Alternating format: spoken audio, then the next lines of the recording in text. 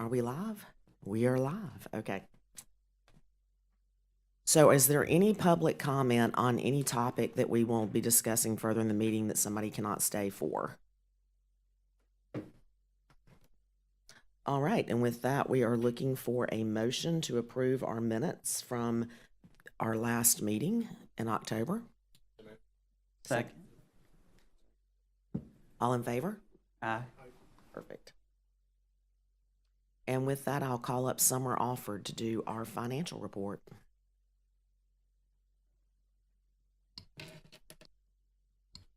Good morning, council members. Summer Alford with Office of Management and Budget. For the month of July, total TDT expenditures amounted to $2,584,667. For the month of August, total TDT expenditures amounted to $3,423,980. Looking at the budget report, year-to-date actual expenditures totaled $46,444,060. Total revenue for the month of July, including interest and collections, is $12,467,912. Total revenue for the month of August, including interest and collections, is $6,824,368. TDT collections for the South Walton District for the current year equaled $56,367,779. This represents an increase of 0.3% when compared to the prior year. TDT collections for the North Walton District for this year equaled $314,829. When compared at a 2% rate, this represents a 10.2% decrease when compared to the prior year. Reserves for the period amount to $167,323,093. This leaves an unassigned fund balance after deductions for projects, encumbrances, and beach renourishment of $43,478,165.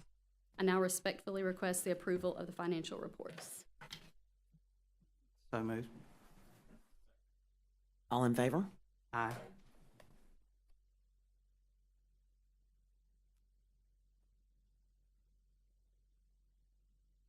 All right, we're going to ask David Vaughn to come up with the Beach Safety Director for South Walton Fire District to give us an update on the prior year. Good morning. Thank you for allowing me this opportunity to speak with you and go over briefly what happened this year out on the beaches. I'll try and keep it brief. I'm not known for my brevity. So, summary. There are many parts to it, but we had a combination of factors that contributes to the way that things develop when you look at it from a year-over-year perspective. The very short version is we had a pretty calm year compared to years 2018 all the way through 2022. So the last 2 years, 24 and 25, have been relatively calm from a beach surf perspective. We still had a significant number of red and double red flag days, but our double red days were down. Our red flag days were pretty stable. Our attendance, and our attendance is the number of people who are on the actual TDC on the properties that we are responsible for. So we count the people who are there. Our contacts are those people that we reach outside of the contracted areas, so all across the county. So our attendance was about a 10% decrease. Our public contacts was about a 6.5%, just over 6.5%, under 7% decrease. You can see the trend line, of course.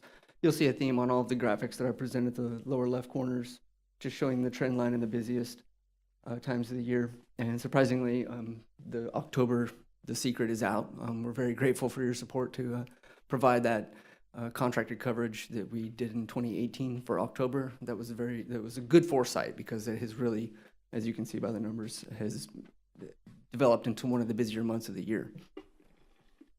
Our preventive actions are those instances where we either speak to individuals or groups and try to educate them as to what the situation is on the ground and keep people from getting themselves into trouble so that we don't have to perform any EMS services. So that's when we're actively talking to people, whether individually or in group basis. We saw about a 20% decrease, and like I said, with the number of decreased, what we saw was less people on the beach and calm surf conditions required less preventive action. Does that make sense? Public assists. Public assists are those things where it's either what we call embarrassment therapy, where we see somebody getting themselves out in the water into a situation where they could become distressed, and we preemptively go out and interfere and try to embarrass them into getting back into shore, all the way up to basically water rescues that don't require us to call EMS and support from the fire side or EMS. So there's a lot of gray area in the public assist category, from simple embarrassment to full-blown rescues that just don't require medical attention. This is probably the unsung hero or story. Is these are also those instances where it is our lifeguard personnel who are self-identifying. It's where we're not waiting for a call to happen. It's where they see, diagnose, and resolve the issues themselves. So we did see a massive decrease in those, and it's not for lack of attention by our lifeguards initiating those. It was just that the conditions this year overall, at the busiest times of the year, we were very fortunate. We had a very busy spring break because typically we do get those storms in the spring that kick up the surf, and you have a lot of eager young people. So spring break, as we all know, is a very difficult time from an EMS perspective out on the beaches. And then also late May and into the beginning of the summer season. We were fortunate this year in that June and July, those busiest times, we had relatively calm-ish surf conditions, so we didn't need to do as much. Water rescues, very happy to report that we were 30% down on the need for water rescues. Again, continuation on a theme. Calmer surf year. We don't control that. We're just the beneficiaries of it. I'm happy to say, of course, we're ecstatic. We had 0 fatal drownings this year, the second year in a row. I would love to be able to take credit for that, all of it. But we're not that arrogant. That is a combination of our efforts along with just the conditions. You know, neighbors adjacent to us had a few instances, but overall across the Panhandle, drowning related deaths were down. We also did have some medical fatalities out there, but those were not drowning or water rescue related. The underlying medical conditions, we did provide EMS response, and we provide a very effective EMS response to that, and we're proud of that. But that is a stat that nobody should be upset about. 0 fatal drownings. Our medical calls, and that's everything from jellyfish stings to major medical events like I just mentioned. We did see an increase in that, and I don't have a clear causal connection for that. I can't explain. We had, flat or slightly down numbers, but we did have an increase in medical. It's a pretty broad category. We did have a lot more minor medicals with jellyfish stings, and you'll see if you review the information. We've had a very steady presence of jellyfish this year, and they cause mild stings where people just come up and seek reassurance or advice on how to handle them, all the way up to some people have anaphylactic reactions to it. But it's been a lot of that. So if I were to attribute such a large increase, most of that is for those minor medicals alongside the constant heavy presence of jellyfish in the later part of the season. So I think for the last 2 months, we've been flying purple flags every day for like over 70 days straight now. And we can't predict or control where they go, and sometimes we're the spot that they pick, and they're here. So lost persons, we had a decrease of 15%, and I think that kind of goes along with the other trend, is less people here. Our messaging to people is take a picture, know your landmark, and designate a meeting point. We still are very, very proud. Whenever we lose people, we always find them. We haven't had any abnormal situations with any lost kids in, gosh, it's been well over a decade now. So we're very proud of the way, and I'd like to give credit to all of our TDC partners, law enforcement, and even the general public. Is once the word gets out that there's a kid missing out there, it's really remarkable to see how people come together on the beach to help find a lost kid. Our beach wheelchair program, still wildly successful and consistent. Basically flat numbers on that. The word's out on that, so people know where to find us and how to use it, and we're very pleased to be able to offer that. And our junior lifeguard program, something that we're extremely proud of and really grateful for your support on, is we now have a serious contingent of people who, over the course of the program since 2008, we now have probably about a dozen people who had attended the junior lifeguard program who are now either seasonal or full-time guards with us. So it has been an effective recruiting tool in getting kids from this local community and making them into stewards of the community. So we started back with 65 in 2008, and we're up to 185. We do no advertising for it. It's all word of mouth, and we have waiting lists. I start getting calls in December and January for the June sessions. We now have the advanced apprenticeship class for 16-year-olds where we get them fully certified and ready to assume as soon as they turn 17 to become lifeguards. So at 16 years old, we have them basically getting trained up, certified and everything so that they're ready to hit the ground running when they turn 17. All of our juniors get BLS, CPR, and first aid training, and we now have 3 years of our advanced apprenticeship program. And even our 15-year-olds, we do get them actually certified in BLS, CPR, and AED. But everyone from the 9-year-olds up get that training on how to be helpful to their friends and family in any medical emergency situation. So we basically emphasize water confidence, medical literacy, stewards of beach etiquette, and contributors to our community. Our community outreach efforts, we do a lot of like the Seaside Mentoring Program. We do a lot of talks and presentations at local elementary schools, the Boys and Girls Club, the Girl Scouts, several private and homeschool collectives, and we participate in a lot of events like the Paddles for Peace, the Grayton Regatta. If there's a community event that revolves around beach safety, and even those things that don't revolve specifically for beach safety but have to do with community or emergency services, we heavily participate in. Industry-wise, from a beach safety perspective, we are gaining a reputation for being heavy contributors to the life-saving industry.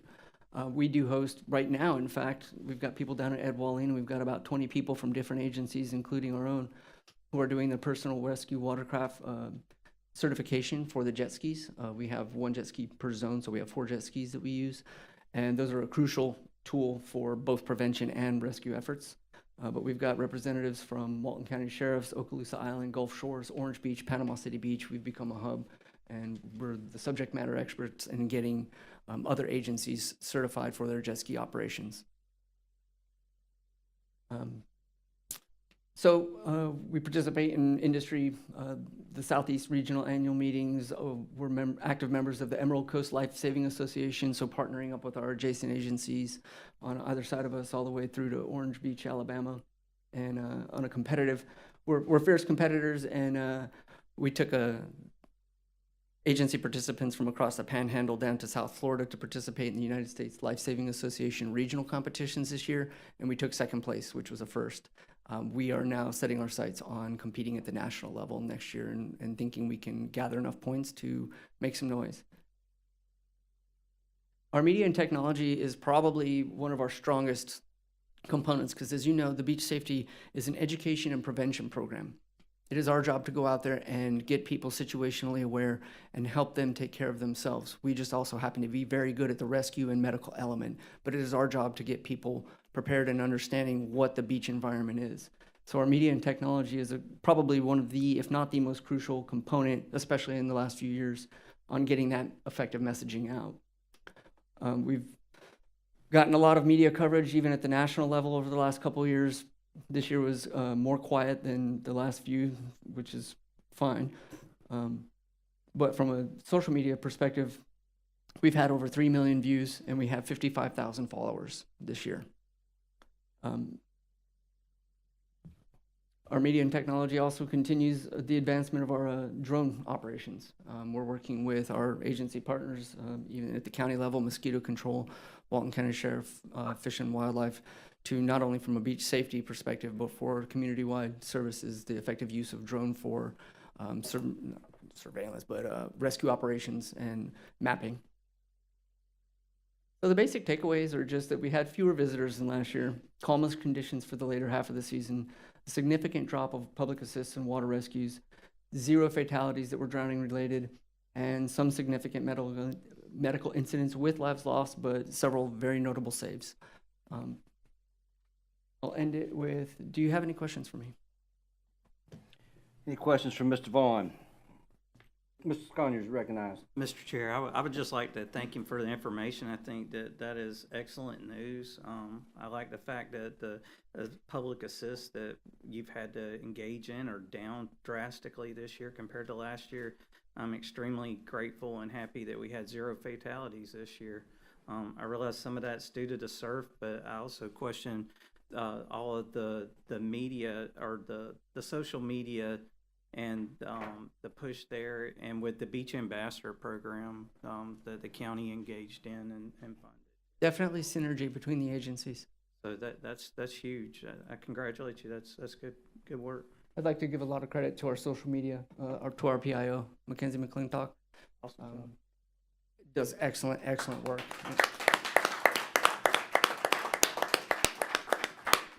Thank you, Mackenzie. We appreciate your contributions. I'd just like to end with thank you for your continued support, and we're looking very forward to continued growth as we open up a few more regional beach accesses. We're ready.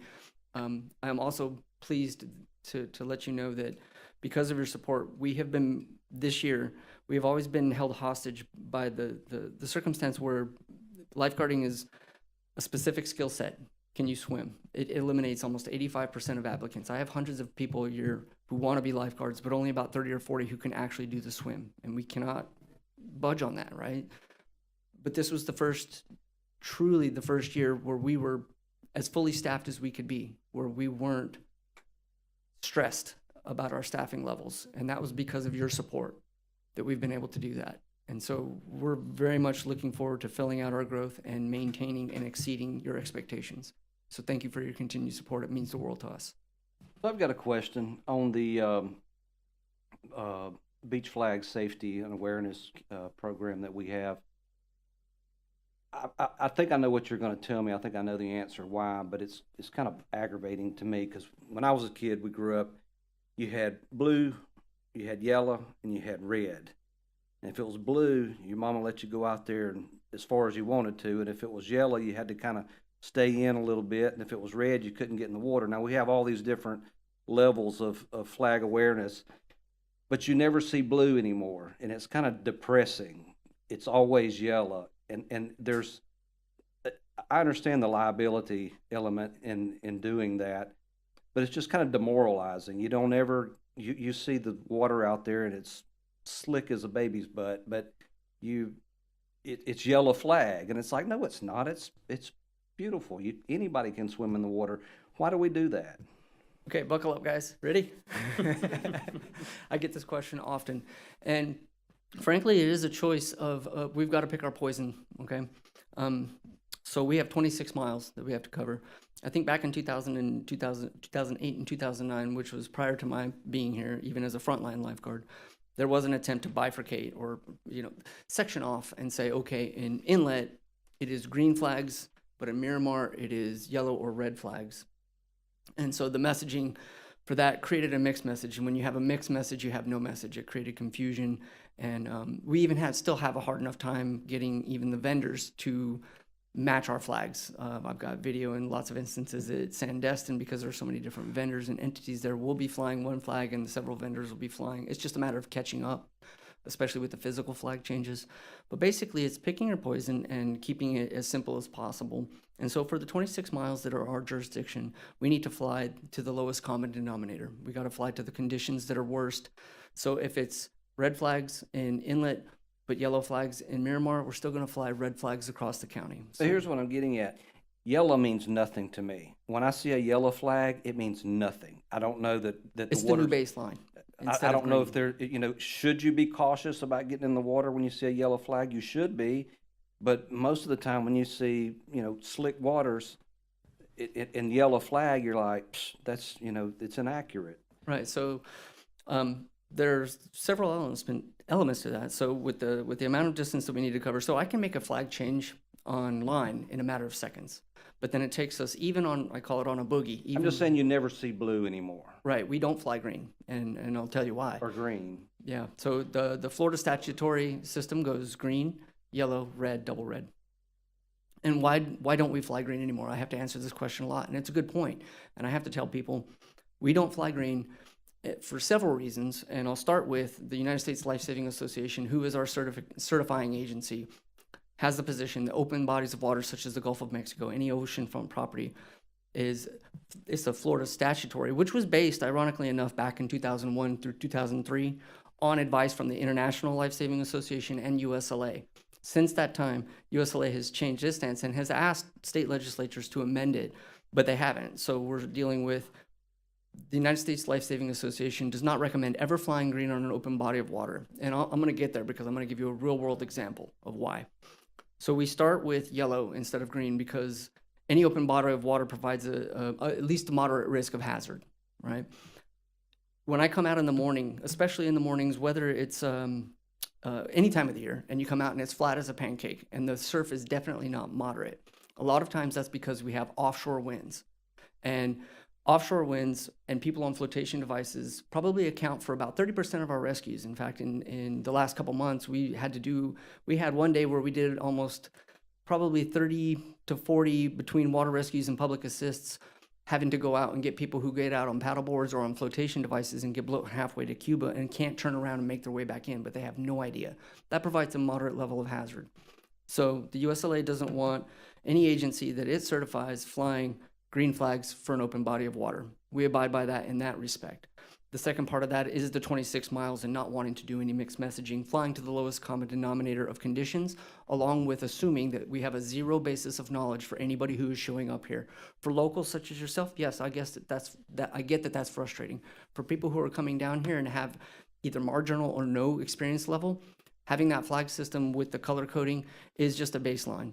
And so we understand that if we fly green, even if I decide at 8 o'clock in the morning we need to fly green, by about 9 to 10 o'clock, if it's especially in the summertime at the busiest times of the year or in spring when those winds may be offshore overnight and create flat conditions in the morning, by about 10 or 11 in the morning they have switched out and have started to create that at least moderate surf condition. And so by the time that I make the call online for green, even if at 8 o'clock, we're not even on duty then, by the time we get done changing those flags, we're turning right back around and changing them back to yellow. And that's a daily occurrence. So part of it's logistics as well.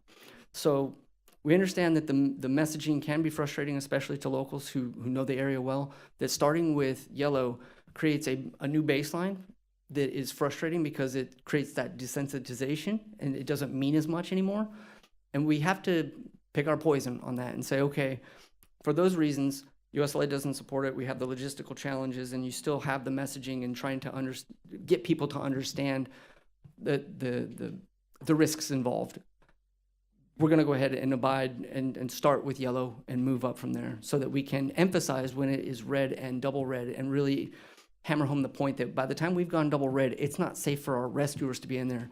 And there's nothing, a lot of people would accuse me of being too trigger happy for going double red.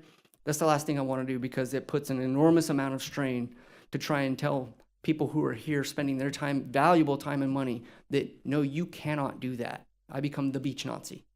And I have very thick skin about it. But when I've made that call, it's because the likelihood that people are going to seriously injure themselves or die and potentially take most unfortunately, the textbook drowning victim are would-be helpers. So by the time that we have to make that call to go to double red is when we have to make that very, very strong point of emphasis and gather our enforcement mechanism agencies to help us get that messaging out. So I understand your concern as a baseline, that it would be nice to bring green back. But I submit to you that we're not comfortable doing that. Does that answer your question? Yeah, yellow is the new green, is what it sounds like. In a sense, if you see it like that, it's a range. And so, Because you got 4 markers now. You Mhm. got green, you got yellow, you got red, and you got double red. Well, if you don't use the green, so that means you still have 3 markers. You got the other 3, which was the old school method. Was you had blue, yellow, and red, and so essentially you have the same responsibilities. It's just different. And so, yellow doesn't mean yellow. It should mean cautious. it does. Like, but it also means calm, because if it's slick waters, you're going to have yellow out. Yes, sir. It's just, anyway, sorry to drag everybody through that. That's okay. I've been curious why we don't use the old school methodology anymore. Well, we are using the Florida statutory. We just choose as an agency, as a representative of the county, to start with and say, okay, we need to ignore the green portion of it and start with a moderate level of caution as your beginning point. And so that is part of our messaging, is that is an open body of water that can literally change within a matter of moments. That the conditions, depending, and I really don't want to get into the weeds, but if you ever want to talk to me about this in detail, I will be happy to talk to you all day about this. I eat, breathe, and sleep this stuff, and I understand that I can go on and on and on. But that is our firm stance, is that we start with a baseline of there's a moderate risk out there anytime you step out onto the beach and encounter that Gulf. It is to be respected and treated with a higher level of respect, and so we start with that messaging. Well, thank you, Director Vaughn. Any other Yes, sir. questions from the board? Seeing none. Thank you. All right, so next we'll have item number 4, discussion and direction regarding the event grants program.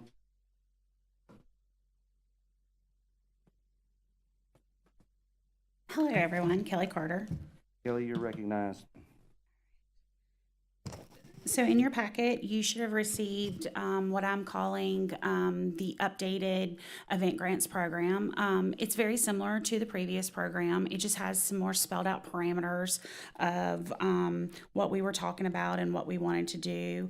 I broke it up into different sections so that it was easier for someone who is filling out the application to understand how each section is being scored, and actually went in with each section and gave it a point system, and also put a description of how you would receive those points underneath each one of them. And then went in and gave all the requirements for reimbursement, so that was all set up front. Moved on to a reminder of what you can't do with the funds, and I always say that everything that says unauthorized use of funds, someone's tried to ask reimbursement for that. And then I've got a timeline in there so that everybody kind of understands where it would go when we move forward. And then lastly, I've got the scoring, how it actually would be scored if we move forward. And this would be something that you did online. So some of the things that I wanted to talk to you all about today was kind of how you wanted to see this move forward, what you would like to see me change, how you want to talk about how each section is scored, if you want more points or less points, or some of those kind of things. So this is our time. Unfortunately, we don't have other times where we can talk about this other than here. So I'd love to have some direction from you all, and let me know what you guys want to see. Any suggestions for Mrs. Carter on the events grants program? Ms. Edwards, you recognized. I would just want to thank you so much for taking the time to put all of this together. I know this year was a little chaotic and back and forth. I think my overall concerns in general have nothing to do with just the grant process. I think my concerns and where we the end result of this year was just engagement from the bed tax collectors as it relates to grading. Mm-hmm. And I think that what I'm seeing overall is just a general apathy within the bed tax collectors. And I just think that when we look at going through this grant process, what is it that we can do to actually get the bed tax collectors more involved? And I'm coming at kind of a loss because I just feel like even from our perspective, and this is nothing, this is from a larger comment, is we're continuing to make suggestions at this level on behalf of the bed tax collectors that not only we represent, but we work hand in hand or in our operations. And from a county perspective, it's falling on deaf ears. And we're seeing more and more, or I'm sorry, we're seeing less and less engagement from a bad tax collector perspective. And so I do think that the grant process needs to be reworked because I do think that some programs we need to work more on, to the strategic planning with JLL, that we have some of these programs that bring in significant travelers to our area. They're extremely beneficial. Creating some type of hierarchy and grading system is important and vital, but more importantly, if we can't get the 5 nominees in this place, if we can't get then staff then staff has to put in a qualified community representative. I believe that's what we had this year. We went back and forth on what truly meant for grading. I think this is amazing, and what you've come up with is a wonderful solution, but I think the root of the issue is how are we going to engage bed tax collectors when we tell them over and over from a larger perspective that their opinions don't matter? Suggestions? That when we come up with some suggestions for the county commissioners, that those don't fall necessarily on deaf ears. We need to have more engagement in terms of listening to our bed tax collectors. I don't know what we're doing or where we fell off in, having them from the marketing perspective or the committees before.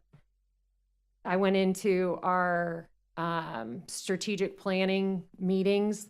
I attended 2 of those. I was one of 2 people in one. I was one of 3 in another. We need to really understand, and I think it starts from this council. And when we're mentioning or putting things forward to the county commissioners, I just think they need to be heard.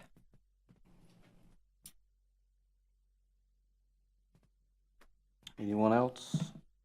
Can I ask for some clarity on what you said? I don't have a microphone. Do you mean apathy about the program or apathy about the events or apathy in general? Apathy in general. Okay. Yeah, not about the grant program, not about the marketing, not about anything Kelly does. She is extraordinary. And, navigating the back and forth of the grants over the last couple months was terrible. And I appreciate all your hard work in this, and then listening to what we have to say and putting this together.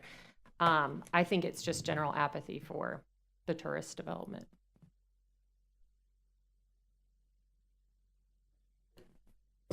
County is recognized. Speaking with Ms. Kelly for a few minutes before the meeting about a couple of things, I think we could see it going both ways all the way around. Is why it kept going back and forth on some things, but I think most of it was due to emotion.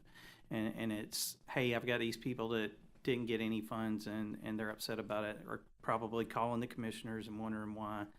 And they don't really understand why. They just don't get it. But one thing Ms. Kelly mentioned earlier was the possibility of putting on a couple of workshops north and south to help walk them through. This is how you can score better on the application. This is how you can get this approval. And then here's all the funds that are available. So this is it, and how can you fit within those parameters so that then in turn, we don't have all the back and forth between the council going to the commission and the commission back to the council and vice versa. A lot of that, the commissioners would develop that buy-in with this from the beginning, to where they see, hey, there's a valid point system in place here.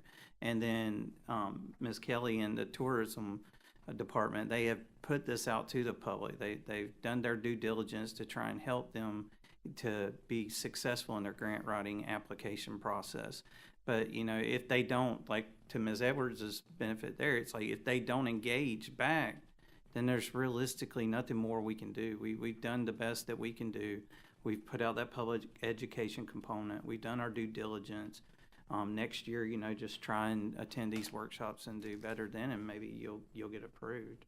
So, if I could speak up for just a moment, one of the things that I talked to Mr. Sconiers about was that open grant period, February 3rd through March 27th. And once whatever is approved, my team will go back and put together what we would consider like the best application ever. It would just be that you've answered all the questions, you've done all the things. If you do your application and you answer it, then and if you can answer the questions and you have the things done, you should qualify high enough to receive some sort of funding. The thing that I want to make sure everybody is aware of, there's just only so much funding to go back. So that's why we set the bar at like, you have to at least score 70, you have to at least make a D in order to pass. So those were some of the things. And then in that workshop, we would go over that application, section by section to help people understand exactly what we are looking for, what the scorers are going to be scoring. And then also, additionally, whenever the scorers are chosen, we would also come in and we would talk about, this is what I talked about with the event applicants. This is what you can see here. This is what they're putting together. And this is how you score the application. So I think some of that was some of the problem in last year was the scorers didn't quite understand how to score the application, or maybe they did, or I don't know. I can't speak to that. But those are some of the things that, because I had to wait till whatever we have approved, I am going to work that in the timeline as well. What about the measurements and metrics? Are we gonna put together a way to make sure that the accountability metrics are there? And Yes, sir. So on the scoring criteria, lodging partnerships and room nights, there's a score of 0 to 10. Confirmed lodging packages or partnerships, and documented room night potential or room night history. And there's scoring mechanisms. You can receive 0 points to 10 points depending on what you provide. Additionally, there's also what I called event readiness and feasibility. It's like they actually have an event put together. It's overall preparation. They have a budget. They know how they're going to implement that budget. And then that's a 0 to 15 score. And then lastly, I think one of the things that you all asked about and the commissioners asked about was other funding. And so one of the things that I added down at the bottom was leverage of other funding. So if you have additional sponsorships or if you have additional grants and other things, you can talk about it's not just this money that's sustaining your event, because this money only goes to marketing. And so it's going to show that you have the things set aside for operations and all those other things you need. So I tried to go back. The team really did an amazing job of like going back and listening to each meeting and be like, Mr. Drake said this, Mr. Lacasse said this, Mr. Taylor said this, and then kind of like putting that all together, and then what the commission said, and tried to do where it made sense, put it all together and get like cohesiveness. And then once I knew what we were scoring, then I could build an application upon that.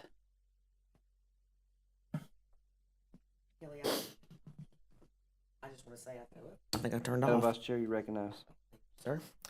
I just want to say I think you did an amazing job on this. I want to reiterate, I think the supplemental funding addition was huge. It really tells you about the sustainability of what they're applying for on the marketing side and whether or not they can deliver. In addition, I would be the one that yet again says that we've got to really look at the scoring committee. Having done multiple RFPs, having done multiple things for the county, that is not an easy task, and you have to have an organized way to approach it, to think through it. And I think kind of everybody finds their own style, but I think it may be something where we might need to bring that back to the level of the council. I know it's hard to get cooperation because it's a very time-consuming process, but I think we may need to select maybe 3 members of the council and just say, I'll do it, just say you guys are doing it. So, and that's perfectly up to you all. I try not to tell you what you have to do. That your job is to tell me what to do. So I want, like, basically it's like you could nominate yourself, I guess, if you wanted to, or you could nominate someone within your business. And, one of the things by having nominations from you all is if you did nominate someone from your business, and Amy, I'm going to pick on you for just a minute, you could nominate someone like my friend Amanda that does like your head of operations, and so she would understand all of the things. So if it can't be you all, maybe there's someone you trust within your business to do it. And Jennifer Steele did that last year. She had someone, so that person understood events, so they were able to score them better. We just, didn't have a lot of nominations last year. And I think it's because it snuck up on everybody, and, it's hard. But yeah, if some of you want to do it, I would love to have you guys do it however you would like. It just is a time commitment because there's usually 50 to 60 applications. And again, if we go by the scoring factor and you score this within the event scoring, then it makes it much easier for when we put it out for public record that it can show, okay, I didn't do these parts, that's why I didn't get the money, rather than this doesn't make sense. Ms. Steele? did Thank have you. something? I'll try to make this succinct. So this, I think you did such a great job on improving this, the guidelines. It's so much clearer. I think about it as an event producer. One thing I kept going back to, and all year I've kept going back in my mind, is it's not it might not be an application that is can spread across all types of events, like a $5,000 event versus a $50,000 event. So I wonder if there's a way to further categorize what the applicants what their goal is. Is it a one day, small event in Defuniak Springs, or is it a multi-day event that brings in, 5,000 bed nights or bed nights? So I keep thinking, like, is there a way to further break it down? So in the beginning it says, what type of event are you, so that the scorer isn't comparing apples to oranges through the rubric. Does that make sense? Mm-hmm. Okay. I also was wondering what the max, I couldn't find it. Is there a maximum amount? Is that changing from the 5, 10, 20? I didn't put that in there because kind of how I was concerned with the $500,000 cap. And if we had a lot of events and they all qualified, I was going to have to make $500,000 work. So that's the reason it's not in there. There still would be, obviously a 3-day event that brings in 5,000 people, bed nights, is going to get much more than an experiential event. But I kind of left that a little open-ended just because, with only having $500,000, I can't just go across the board and say, okay, everybody that got 100 gets $20,000. We would be out of money in just a minute. So that was one of the reasons that I did that. Now, if you guys want me to do something like that, or you have what you would like me to do, I'm happy to do it. I just was trying to figure out how, you guys kind of said $500,000 was where you guys wanted to be. So I just tried to figure out the best way that I could allocate it across the board. Ms. Edwards, did you have something? Just one more thing. Two. I was talking to someone from St. Johns County yesterday, and they have I think their budget's $30 million, and they allocate $1 million to this program, and they have it in 2 different. It's like out of area marketing support or program and marketing support for more seed funds, and it's based on the award amount is based on the event budget, essentially. So it can be up to 30% of the event budget, or a max, whichever is less. So I thought that was an interesting approach. And then one other note I wanted to make is about the lodging partner verification, and just keeping in mind that because of the timing of the applications due in March, some of those events haven't even happened yet in the current fiscal year. So just maybe there's some leniency on Yes, that is always a little bit hard, but because it's due in March because I have to have the budget in May, so I have to have that number. Which I mean, if we're only going to go with $500,000, we could move that around a little bit, but that is also so that it can be finished up by July 1. So somebody that has an October event has an opportunity to promote that event for at least 90 days before that October event. It doesn't really matter as much if you're a February event if you don't find out until September 30th, but it does matter if you're an October 1st event, you need 90 days to promote that. Something like, the bigger wine festivals that happen in the fall, that you just need a little bit more time for ticket sales because the booking window is kind of weird. Anyone else?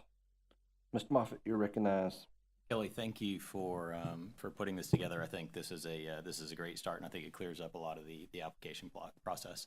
I wanted to echo what Amy said, though. I think the key to is going to be in the scoring. Yes, sir.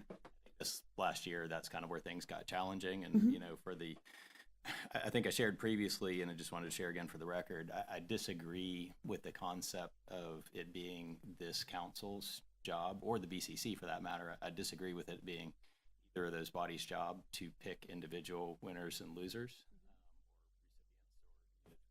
deny any of these. So I think whatever we choose when it comes to scoring, I think we need to stick to that.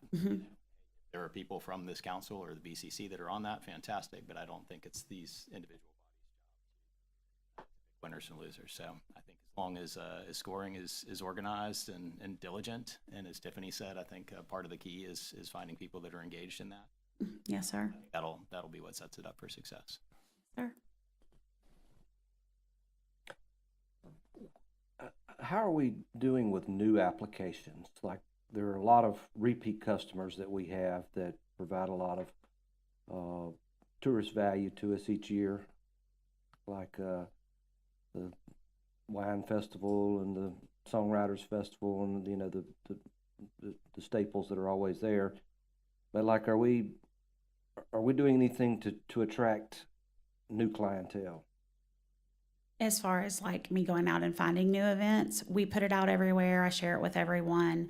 I don't purposefully go out and find new events, but throughout the year, anybody who comes to us with a brand new event and they've missed the opportunity, we make sure we put them on the list to make sure that they know when it goes live. We do advertise it in like local papers and all throughout like social and various ways to do that. And if I happen to go to an event or any of the team goes to an event, and we think it would be a great thing for event grants, we always tell them to apply. But I don't actually go out and like, do you want to make an event? Should we? I'm not in the business of creating events. I don't know what it takes to create an event. I'm happy to support it, but I don't know what it takes to create an event. So I don't know if asking Mr. Lacasse to create an event is too much on him. I mean, you tell, if that's what you want me to do and you want me to figure out how to do that, I can figure it out. But as of right now, that's not kind of how we do it. Well, and may I? You recognize? I think there is an aspect to our strategic planning where they're already kind of leading us down the event path. And so I do think it's feasible. We could look at possibly some key dates and what some things are that we might be able to tag and enhance. But I think that's more of like for our strategic plan and how we want to drive room nights in the shoulder season in the future would be my 2 cents. And also, working on having some of those partner meetings and stuff. And when you guys are saying that somebody like, Miss Amy or Miss Tiffany, when you're saying that you're seeing a slow time here, so we start talking to them that, slow time here, so can you create this event? I mean, I have had events move around simply because it doesn't work well to have it in June. It works much better to have it in May. So I have had some events do that, but just on me going out and soliciting, hey, would you like to make an event? That's kind of not what it is. Miss Tiffany? Thank you.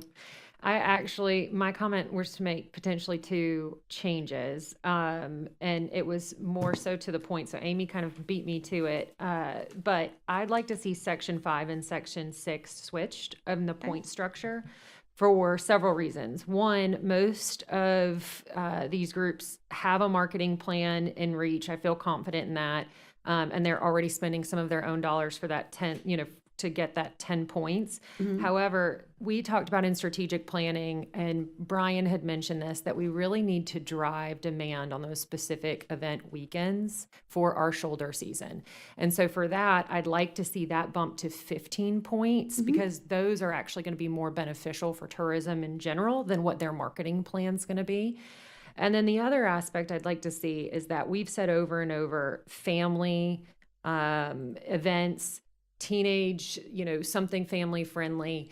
I'd like to see that added in as a bullet point, or in your tracking. So we have, and I think you did a great job of doing the scoring guidance of the 0 to 5, 6 to 10, 11, 15. Those are fantastic. But if we could figure out how to add in family, I know that'll be a part of the strategic plan. And, while it's not confirmed yet, I'd like to see it in here as I can definitely make those changes as well. Yes, ma'am. And then the only other question I had, so when we anything outside of these categories would need to be authorized. So if they didn't use for the traditional marketing reimbursements, what have you seen in the past that have been a part of those outside categories where they've wanted reimbursement? 30A Songwriters Festival, Miss Steele has come to us and been like, if I can use the money to bring Jackson Brown in, can I? And we're like, yes, ma'am. So, but it goes like it's on an as needed basis. We don't get a lot of them, but we've always had that little caveat in there that there's like, if I wanted to use some of this money for something that's not, a traditional marketing expense. And, in the past, we did think bringing in a headliner to help pay a little bit on that would be something that we could do. And that's kind of where that came from. I really don't have another example, to be honest. I'm supportive of, go ahead. Is that even, I thought for the last few years, that wasn't even a part of the guideline, yeah.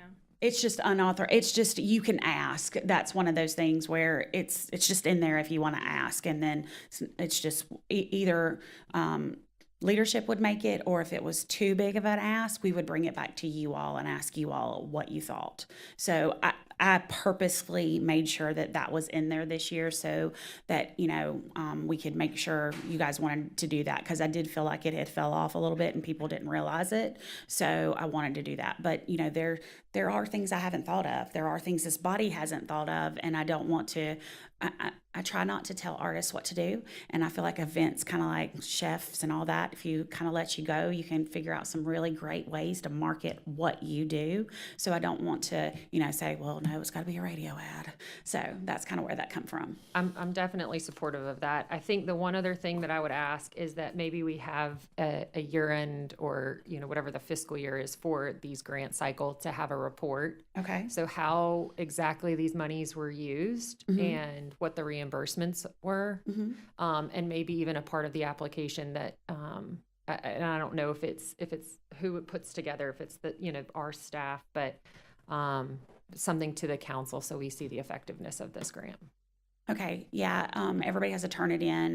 One of the things that also I've done this year, if we move forward with this, is making sure that we capture additional things that aren't money related, that aren't actual cash related. So there's a lot of in-kind that goes with this, like maybe you need promo items, you may need that. So we're working on a way that we can capture, yes, we gave you $15,000, but we also gave you $4,000 in merchandise. And if I spread the event grants media plan across everybody, how we did that, you also got this much in promo for marketing that we did for you. So I am working on some kind of thing for that as well. Thank you. Yes, ma'am. I heard that in the thing, so I tried to address anything you guys said. Anyone else? Anything else for Ms. Carter? None? Outstanding. So I can go back and make those changes, and then I can bring it back in December. And in the meantime, I can send it. If you guys have any additional things you want to just send me because you thought of something or whatever, just feel free to send it to me, and I'll get some things done for you all. When is the Songwriters Festival? Songwriters Festival is always going to be the weekend of Martin Luther King Jr. weekend in January. I just know it's always cold. It is cold. Not always. It has been warm before. Yeah. I want to ask about one thing that was brought up several times this year is the subject of sponsorship versus marketing grant. And is that something that is going to fold into this program, or is there a sponsorship program? Do we deal with that on a case-by-case basis? I don't have a sponsorship program at this time. I don't have anything other than this. So if you come to the marketing department and you want to do something, I always put you towards this. We can do anything you would like. I just know that every time someone brings up a sponsorship program, it's just as much work. Everybody wants the same information on the back end that you had to do for the marketing event grant, so just leave it there. So one of the things some other people brought up, well, if we just give them $5,000, how do we know what they did with it? As a sponsorship, typically you don't. You just, here's $5,000 and do what you want, put our name on the t-shirt. If we're going to have criteria and we're going to have all these things you have to do, it makes more sense to keep it in the marketing event grant. If it's going to turn into a true sponsorship and it's like, here's $5,000, put our name on the t-shirt, put our name on the billboard, we're happy, then that would be something different. But the amount of work on the back end for when I talked about sponsorship with multiple people, they wanted the same amount of work on the back end for sponsorship versus marketing event grant. So it just made sense to leave it in there. But if you guys want to do something different, I'm open to that as well. I just feel like we're putting so much time and conversation over this program. When another entity comes to you and asks to speak before us and ask for funds, we need a better plan going into this program, that we're either not going to do that, or they're all going through the marketing grant program, or having some sort of plan for how we deal with those requests. So, Matt, I think that would be one of the things that we would just need to, moving forward. If somebody asks to put something on the TDC agenda, and I'm paraphrasing, we do that. It doesn't kind of matter what it is. So I think that's how the junior golf thing come about, and I feel like that's kind of what you're referencing and some of those kind of things. They did apply a couple years ago, just for the record. They did apply a couple years ago, but they didn't want to use the money for marketing. And so basically what happens is, as soon as I tell them they have to use the money for marketing, they're like, well, then put it on the TDC and ask the TDC if I can do it. And I'm like, okay, well, do what you want to do. But if we could, I think that's up to this body and up to the tourism director, how you guys want to approach that. If we want to approach everyone that comes to us, ask for money, you can only get money for marketing grants, and there's no way to bring something else back, then there's that. But I think that limits us a little bit, but I'm not making the decision. So I think basically, if they can demonstrate a return, then it doesn't matter. I mean, in my opinion, I can't speak for everybody here, but I wouldn't want to handicap someone if they said, hey, here's a really unique idea, we'd like to try this, and, by the way, Luke Bryan's going to join in on this, but, we're going to have to get a little bit more money. The potential for the return is going to be significant. So I don't want to. However you guys want to do it. I'm here. Yes, ma'am. I was going to say there are also other sponsorship opportunities that kind of fall into buckets as well. So there's not just who comes before us, but the chamber, golf tournaments that are local that just get sponsorships from us, but they just fall in a different bucket. I think from an event perspective, I would much rather come to the council and ask for $20,000 that we can spend however we want than to have to go through this whole process. So I think if we allow that, it's going to dilute this program. I'll do whatever makes you guys happy. So. Anyone else? Anything else? I think Bagby, would you like to make some comments? Bagby. A couple of things on the question of having the TDC run events or build events or whatever. We always avoided it because they're not in the business. They're for everybody. They're not in the business of picking winners and losers or creating winners and losers. They're in the business of supporting the partners in doing what they want to do. So that's why we were never in the event business. You know, and I think of these things in kind of the tactical, operational, strategic, where the staff is the tactical and y'all are the operational and the BCC is the strategic. You know, remember, we're talking about marketing event grants. I agree, and I guess Jennifer read all my notes or something, but we are on exactly the same sheet of music, because there ought to be two programs here, but y'all have to determine what's the budget for the operational sponsorships, because we do a lot of sponsorships, but y'all, other than approving the budget, don't approve those sponsorships. Chamber golf tournaments, you know, I think we probably participate in 2 of them, you know, give them money for that. There's luncheons, there's other events that we sponsor, or the TDC sponsors, that aren't captured like these marketing event grants. And I think you ought to have a budget for that. Y'all ought to say, okay, it's 50,000, it's 100,000, whatever number y'all want, but this is our sponsorships. And I agree with you, probably bifurcate that, where there's a $2,500, you have an event, and when Kelly and I set up the North Walton events program before we had a North Walton TDC, I think we had $30,000, and it was, if something's going on, like Christmas reflections, and they want $5,000, give them the $5,000, because that is something that tourists down here can do while they're in the market. I don't think initially we even made them market it outside, because where are they going to market it? OP or someplace like that? No, just give them the money to help them have an event that we can advertise and say, hey, while you're here, by the way, you might want to take your kids up and look at the houses around the lake. But if you have like a $2,500 just flat, hey, you just want a sponsorship, we can approve up, but you got to apply for it.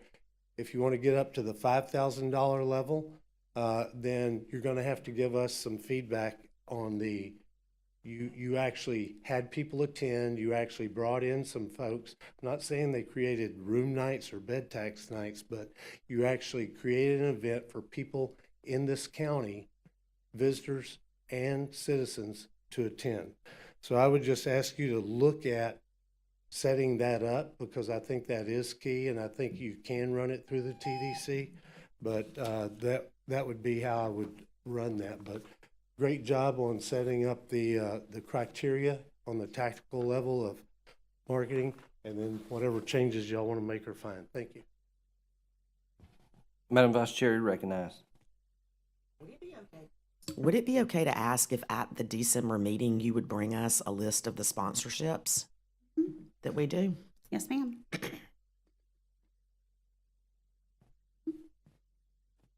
Anyone else? Seeing none, we'll move into the director's updates. Let's That's see still me. what we have here. That's still me. All right, Kelly, looks like you're up first. Much faster, promise. So a couple things that we still have going on are the fall campaign for getaways in full strength or in full swing. We're still continuing to concentrate more marketing in our top markets, just as you ask us to do. Go back to those bread and butter markets and make sure that they remember we're here. Also make sure anybody who has moved into those markets from, you know, migrating from wherever they happen to migrate from, that they know that they have a beach within reach. So we're here doing that. And we're doing that digital and television. And typically digital, you can't skip the ad, which is great. Events campaign to advertise the events that are part of the grant this year is in full swing. We do those by season. So we talked to you about Walton County has a full season of events that you can choose from. So there's something for everyone during the whole season. So it goes back to our website and you can go off from there. We filmed multiple spots for Authentic Walton in multiple places with the Northwest Florida Beaches Coalition through the Triumph grant that we got. So we were able to use that money to move forward with being able to create some commercial spots and some digital spots for some camping, some downtown Main Street, some things in Freeport, and some other things going on. So excited to see those. We hosted an influencer fam in September, and that was really great. And we got to continue to work with those people in October because one of them came from New York, and we were able then to meet with her, have another meeting with her, and she's really promoting the area, and we're doing a lot of fun stuff there as we travel to New York for the New York Food and Wine Festival. The New York Food and Wine Festival, we participated in it different this year. They had a James Beard winter dinner where it was called Taste of Tomorrow. And since we have a James Beard semifinalist in our area, which is Nikhil Abavala, we were able to bring him there, and he was able to showcase with other James Beard semifinalists and put his food on. We continue to participate for 2 more days in an after party and in a brunch that we did. We had a line for 3 hours.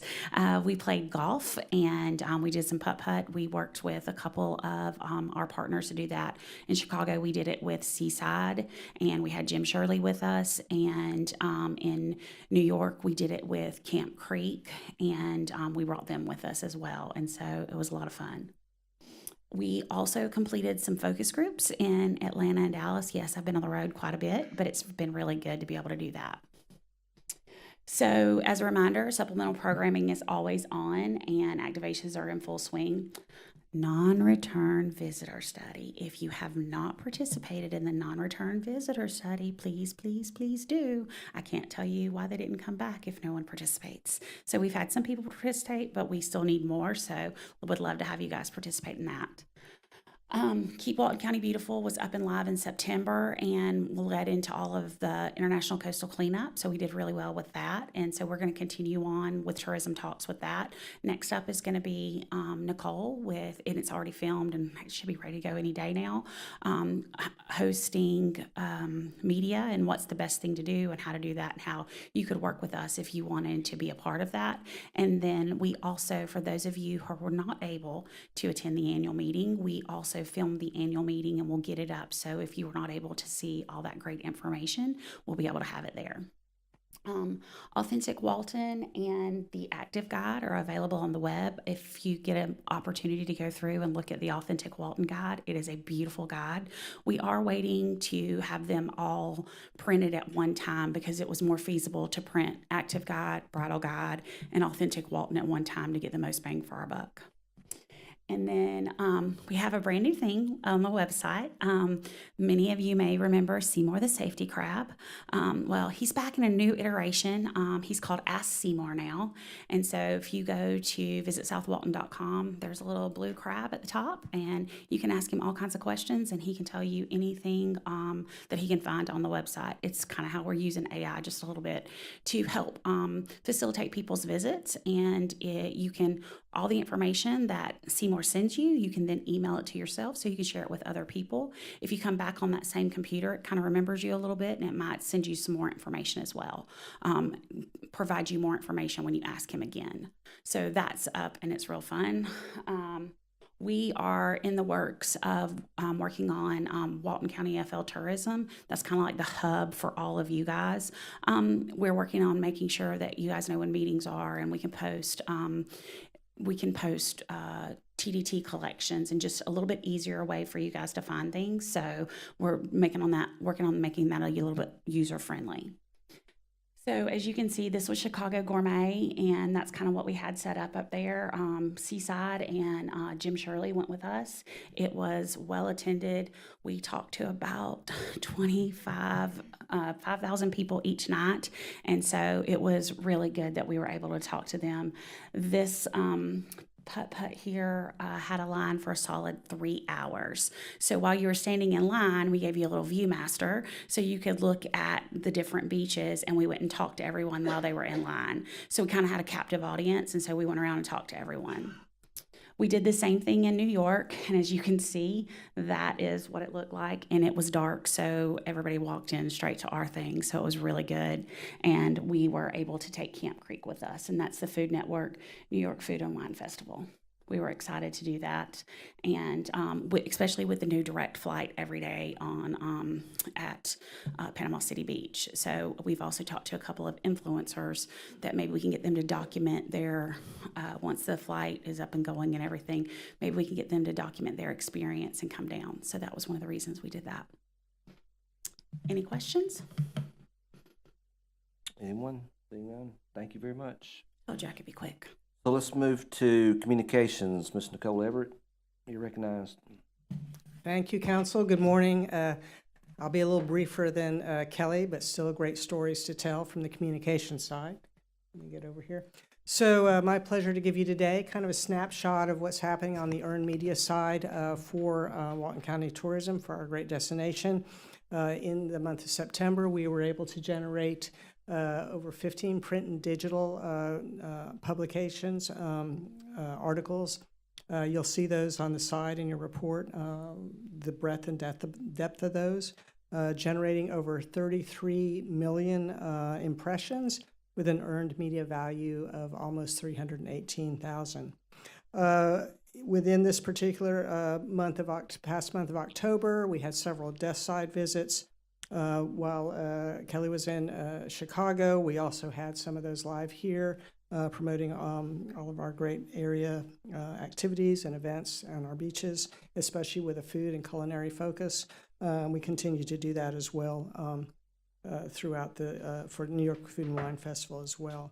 And these are going to generate desk side visits for other journalists who are coming to the area. So we did that in September, and we also had a FAM in September as well that I think we previously reported on, but since I think we missed the last meeting, we've gone ahead and added that.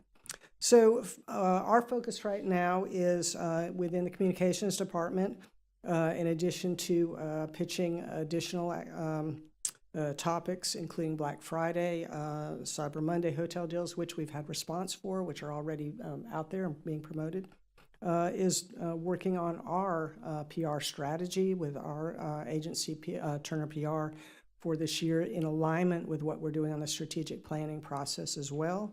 And then the staff is working on our Connection e-newsletter and Walton County Line content in public creation, the articles and features that we do in there as well. So for our February edition, that's coming up. And I think that's all we got going right now. It's keeping us pretty busy. And if you want to find, if you hadn't had a chance to check out these articles, which are really great, certainly you can go to WaltonCountyFLTourism.com and take a look and see. I think you'll enjoy it. Any questions? All right. Questions? Seeing none? Thank you. Thank you. All right. Let's move to Ms. Karen Morris, Group Sales. Karen, you're recognized. Thank you. Good morning, Council. Karen Morris. I've got some quick updates for you today for Group Sales and the Visitor Center. So first up with Group Sales, the team participated in a show called Connect Marketplace. And at that event, we set up an experiential trade show booth. So what we did, the booth was designed to showcase our vibrant art scene, and it drew in meeting planners into the booth to make their own piece of art with the help of the Shard Shop. I'm sure most of you guys are familiar with that shop in Grayton Beach. So it was really represented the art scene in Walton County really well. We also at that show conducted 50 one-on-one appointments with corporate and association meeting planners. It was a successful event for us. To date, we have received and distributed 2 RFPs that have the potential to bring in 500 room nights and generate around $250,000 in revenue. Next, we participated in IMEX Americas. This is one of the largest trade shows for the global meetings and incentive industry. So in addition to the appointments that I had at that booth, I also had an opportunity to present Walton County to 7 different groups of 10 meeting planners. So in total, I've reached almost 100 people just at that show. So far, we've received 2 RFPs for future meetings, representing a potential of 1,640 room nights and around $367,000 in revenue. Then in October, Lisa participated in small and boutique meetings. This event brings together planners of small, more high-end meetings with exclusive luxury destinations. So it made it perfect for us to participate in this since we are considered a high-end meetings destination. At that event, she had 23 one-on-one appointments, and we have, it's generated 1 RFP so far. Then coming up, we have meetings today, which is in November. And then wrapping up group sales, on this slide, you'll see our production for September and October. Then next, turning to the visitor center, we're continuing to see growth in visitor traffic coming into the center. So we do have fiscal year-end numbers for the visitors. So we welcomed 22,690 visitors, which is an 11% increase over last year. Anybody have any questions? Yes. Tiffany? Ms. Edwards, you recognize. I just wanted to thank Karen. So part of the treasurer's reports and the EALs that I get it falls into the group sales.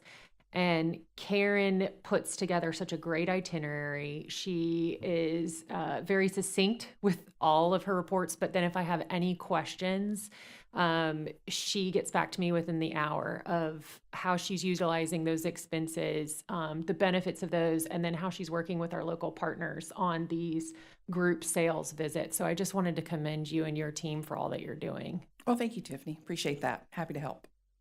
And anybody else has questions, I'm always available. Okay, Thank you. thank you. All right, next, let's look at Ryan Adams.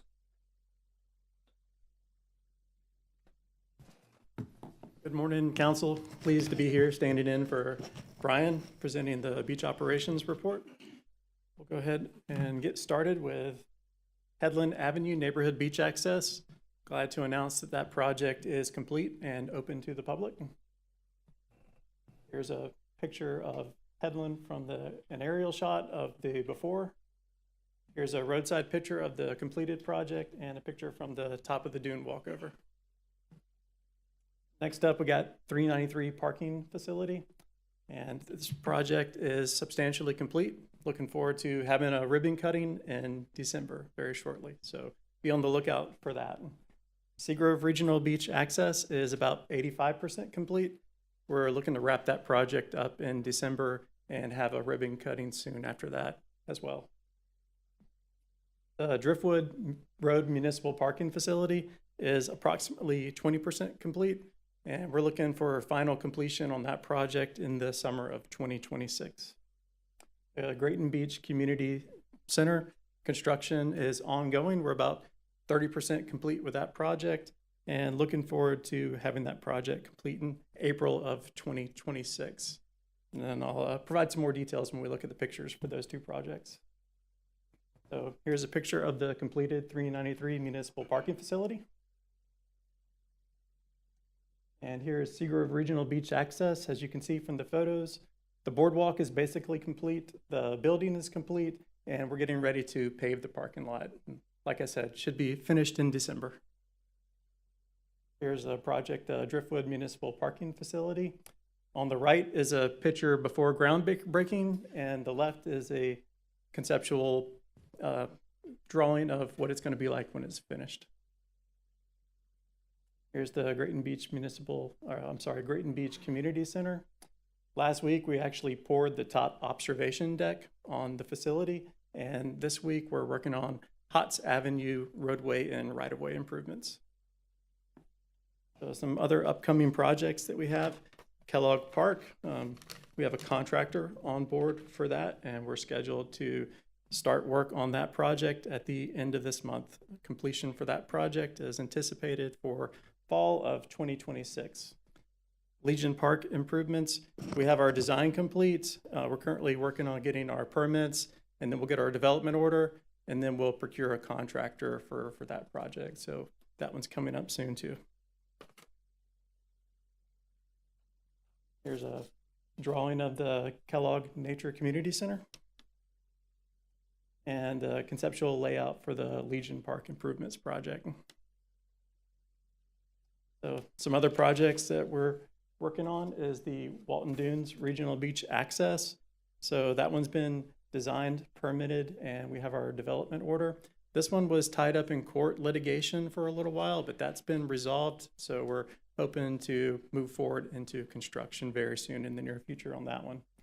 Oyster Lake Beach Access and Santa Clara Bramble Grove Edition. These are two very important projects, but I don't have any updates to report since our last meeting on those two.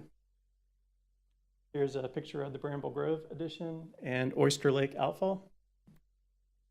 Then other projects, we have the Visitor Center. Nothing to report on that, no updates since last month. Eastern Lake Beach property, we are working on putting a task work order together to initiate design for that parcel. What was the last thing on the visitor center that came out last month?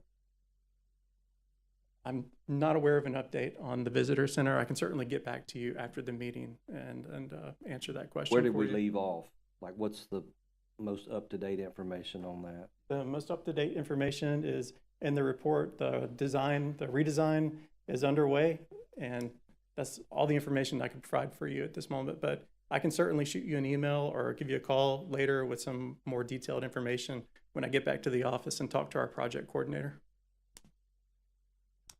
Miramar Beach Municipal Parking Facility, no update to report on that one since last month as well. Oh, beach tram operations. Our ridership was about 16,000 for the month of September. That was up 25% from September of 2024. And garbage collections was relatively flat for August. Quick, how are we advertising the beach tram? How are our guests finding out about the beach tram? So right now, it's just a Grayton Beach A to B service. There's information on the website, and I can get with our director of the tram service and find out what other programs she's putting out there. I know that we have some papers that we distribute at various places throughout South Walton. To build on that, Commissioner Drake, we also promote that via our social channels and our website and part of our marketing efforts. Yes, sir. I think we're going to really ramp that up in the near future when we expand that service to a few different locations and eventually incorporate an east to west route as well. So you'll see a lot more out there than what you're seeing now. So trash collections, like I said, relatively flat for August and September. We collected 10,044 bags of trash in the month of August and 7,920 bags of trash in the month of September. All right, that completes the beach operations report. Does anybody have any questions? Any questions on beach op? Seeing none, we appreciate your help. Thank you. All right, last we have Matt Ogren. Good morning still. Perfect. Just a few quick updates for you all, just to be brief here. So to build on a little bit of what Ryan was talking about, especially speaking to parking, go ahead and put it on your calendars. So we will have a ribbon cutting for the 393 project.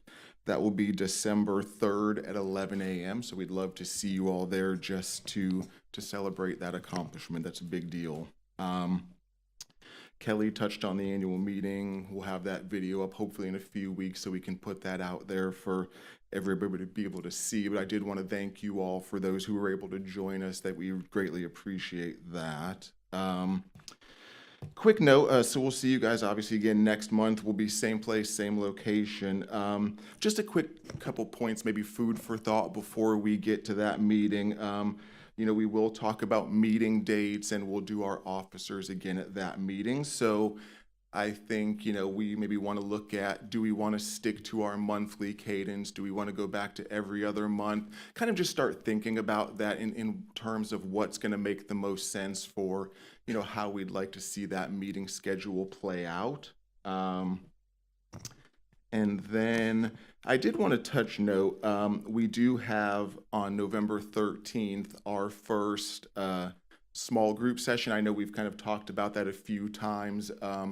looking for opportunities to engage with people in the community, businesses. So I think we have about 15 or so people that we'll be doing our first session with on that November 13th. So we'll host them at our office and, really just use that as an opportunity to, give them a little overall update of, who we are, what we're doing, how they can be involved. But really, we just want these to be listening sessions where they can share with us, what they're seeing out in the community, what they're seeing in their businesses, talk to them a little bit about things we may be able to do to assist them. So we'll host this first one, then we will do another outreach session to solicit more interest from folks who may want to join us for another session there. I think really those were just the quick things I wanted to share with you all. We should get September TDT numbers here, hopefully in the next few days, so we'll be happy to share those with you all, but happy to answer any questions you all may have. Questions for the director? Ms. Edwards, you recognize. For those small groups, how are we making sure that we're including bed tax collectors that have previously been engaged but not currently? Absolutely. So what Dana's done, she's been kind of, tracking those. So anybody who expresses interest, we have put them, kept them available in that pool of folks. We reach out to everybody via our database. So it goes to all of our accommodations partners, all of our visitor-facing businesses, basically anybody who's in our system. So we keep them. And then, what Dana's done is she's reached back out to them after the fact to re-engage with them if they did not participate or weren't available for that first session. How much are we personally tracking, personally reaching out to individuals who have been a part or been engaged and are not? Are we picking up the phone and calling any of them, or are they all just going through an email? Sure. So yeah, we're doing mostly email outreach to those folks, but then, if it's somebody who we're not hearing back from, we'll certainly re-engage in another manner. I'd love to direct that if we have the opportunity to look at some of those bed tax collectors who have historically been very engaged, getting feedback from some of those in these small groups would Absolutely. be paramount. Yeah, 100%. So if we could maybe make a list and start picking up the phone and calling those individuals, I think their opinions would be very welcomed. Absolutely. And then I have one question. Where are we on our reserve study? So that's one of the topics that JLL is going to cover in our steering committee meeting. They've got an update on that for us and some information for us to look at and review. Okay. Anyone else? See none. We appreciate your contributions, Matt. That moves us to, are there any council updates? Mr. Moffitt, you recognize. Not an update, but I do want to continue. Comments? Yeah, just quick comment. Tiffany, we kind of speed bumped over what Tiffany brought up earlier, and that we feel like we have a problem with engagement of the bed tax community. And think our job as this council, right, is to understand what our fellow bed tax collectors are going through, understand their needs, and be able to provide advice to the Board of County Commissioners, right, and to our community about how to best handle the issues of tourism at hand. And I think, Matt and I, we had conversations on this 100 times back when I first joined the council 3 years ago, and I kind of quit following up on those because I can't believe they weren't really going anywhere. I think we've gone through, a couple of changes over the years. I think earlier this year we had some good organic momentum and kind of involving the community in what we were doing, and that's really tapered off over the course of the year. And my comment is I would encourage us to be very intentional about, I'm glad to hear what you guys are doing, and I'm actually interested to see the level of engagement, both passive and active, in that small group. But I would encourage us as a council to be very intentional about reaching out to the community. I think that's a key component that we're missing. We have a big opportunity to improve that. Vice Chair Wisecover. I was going to go. Sorry, I always go backwards on the button. I agree. I was going to mention as well, I feel like we kind of speed bumped over the elephant in the room, and certainly bed tax collector engagement is one of them, but also how do we figure out a better working relationship with the Board of County Commissioners? It's been very disheartening to spend a lot of time, and Matt, to your point, when we start thinking about the frequency of these meetings, it's really relative to, do you want an opinion or not? And so I mean no disrespect in that. I just think it's kind of obvious when you attend our meetings and their meetings, we're doing a lot of running around the same flagpole. And rather than it being almost the TDC, this is their recommendation, maybe 2 questions at the BCC level, and it goes. And that's how kind of I was used to it being the first time I served. It was a really big deal for us not to be on the same page. So I thought we came out of a very productive joint session, and certainly the BCC members seem to be very, I think, excited and engaged in it as well. And I think that we're going to have to see if more of those meetings is what it's going to take. But I think part of your bed tax collector non-engagement is based on the fact that they don't feel like the TDC's, possibly that their opinion is going to matter anyway. And that, again, guys, is just me being honest in what I've personally witnessed. Thank you. Anyone else? Seeing none. Ms. Edwards? I won't go on it because I appreciate, Brian and Amy, your thoughts there. I did have a question for Clay because I think we're all kind of hitting around the executive director position, and that it came up, it went away. We did have a place in the budget for that. What does that do now? Is that money just held in perpetuity because it has not been approved at the council level? No, I wouldn't agree that it hasn't been approved. I believe that FTE, so the county operates under an FTE budgeting process. It's important to understand how that works functionally. That's probably very different than many of your own organizations. But the county's budget in large part is derived from its FTEs. The salary base drives a large part of what the county does. So when that FTE is included and a position is funded in a budget, that position has been created, it's been authorized, and it's in effect. So as it is right now, there's an FTE for an executive director for the Tourist Development Council or for the Tourism Department, if you prefer. As it stands, the board did, at its previous meeting, pass a motion that authorized department head confirmation, which included in it language related to the executive director of the TDC. So while that resolution has not been approved by the board, it has to come back at its next meeting. The board's action at the BCC level of both approving the budget and then later at this last meeting of specifying that the track is that there is an executive director subject to employment based on all county employment practices and hire by the county administrator, subject to confirmation by the Board of County Commissioners. So the position exists. It's just a matter of going about filling it. It's not waiting on any additional action one way or the other. At each of the last 2 BCC meetings, the discussion has been org chart based. And I want to be very clear. The first meeting, there was a 2-2 vote that just simply means the motion to adopt that org chart failed. That doesn't mean the board declined to adopt an org chart. It just means there's no org chart change. So that had no legal significance one way or the other. At this last meeting, there was never a motion that came to a full vote, and action was never taken on the org charts themselves. So in terms of that reporting hierarchy, that remains up in the air, but it is a perfectly reasonable conclusion that if the board adopts the resolution that places all department directors and the executive director of the TDC, as discussed at the BCC, under that confirmation process, county administrator can hire the executive director, subject to BCC confirmation of that hire. So right now you've got a position, whether it is or not advertised, there's no reason it can't be. Yeah. Anyone else? Seeing none, public comment. Ms. Harris, you're recognized.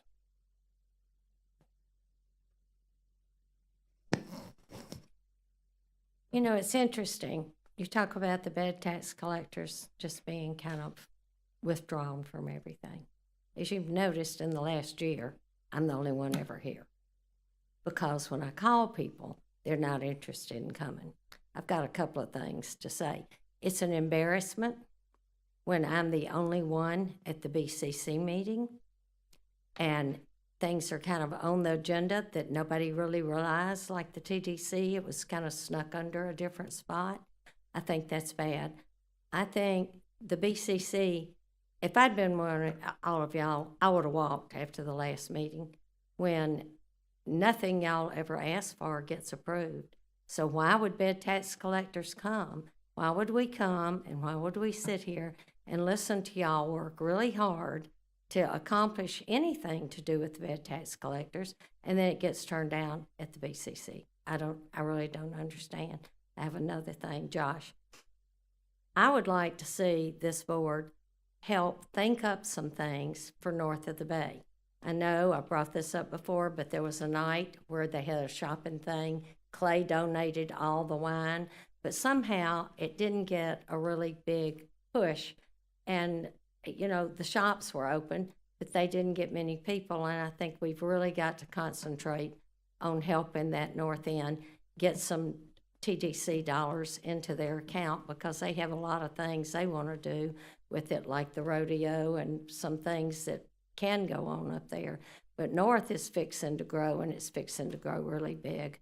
If the racetrack thing gets done, you're going to have lots of jobs. And I just think we've got to concentrate on trying to help them too.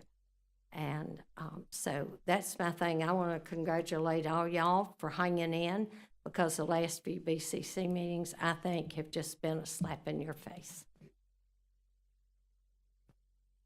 Anyone else? Seeing none? Let me apologize real quick for being late. I woke up this morning and had no water, so I had to get prepared caveman style, so it's a little bit challenging. Anyone else? No comments? I think we had a good meeting today with no further business in before us. Vice Chair Biascoble moves we rise. So that done without objection.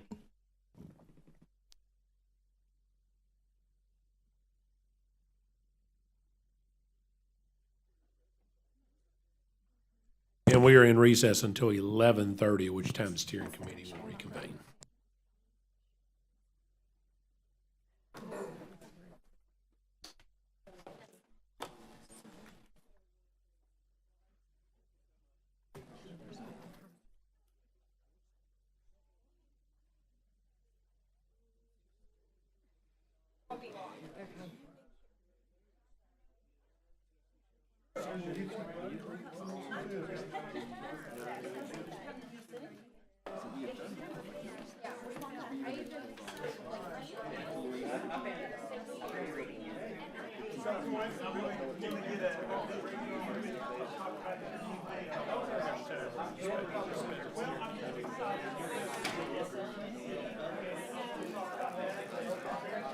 Thank you very much.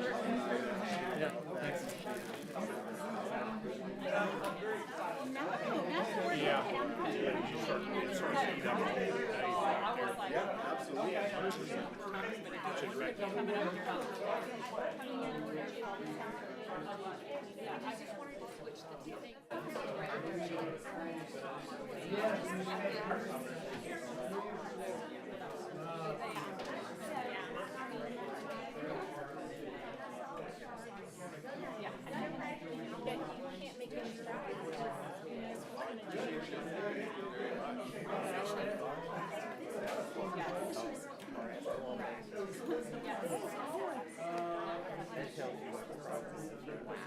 And then you have antiquated structure to your team. So my sole focus was, can I make a difference?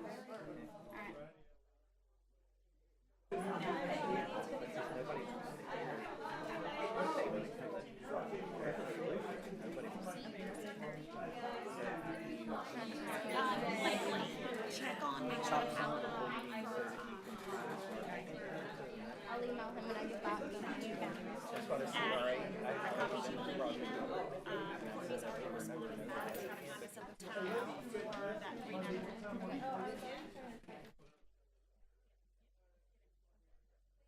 What is it, is it 8 more years? 60, how many more years is?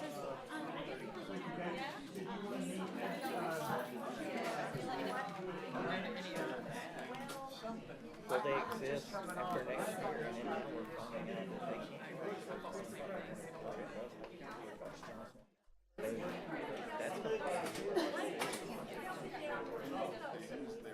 So trying to still make everything work, that's why Ms. Harris was saying that stuff, it's just like, it's good. Yeah, it is good to hear it. It really is. It's good.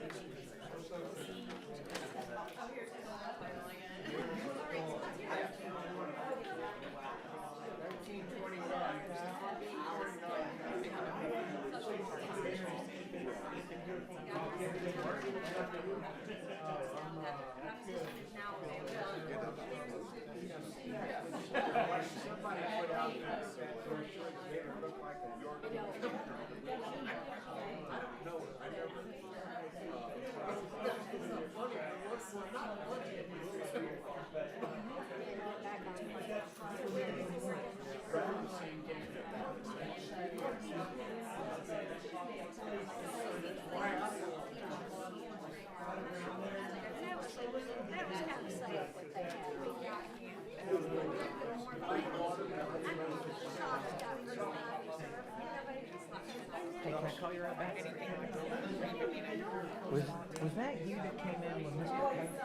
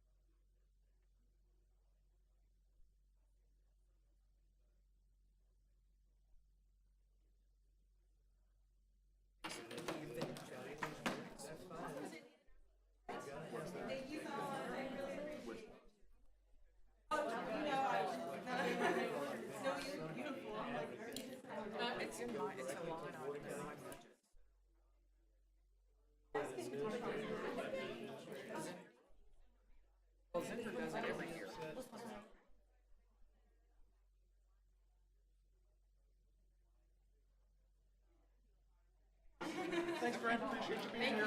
Have a great day. Thanks. Oh, okay, good. Because I was just.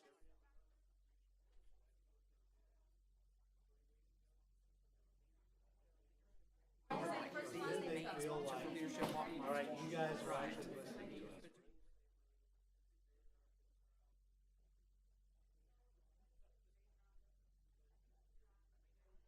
Things are happening. I know that 2 years in a row.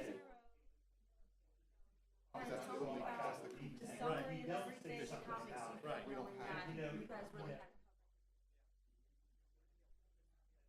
I learned that lesson a long time We ago. are not doing that. Well, but I think we need to make that.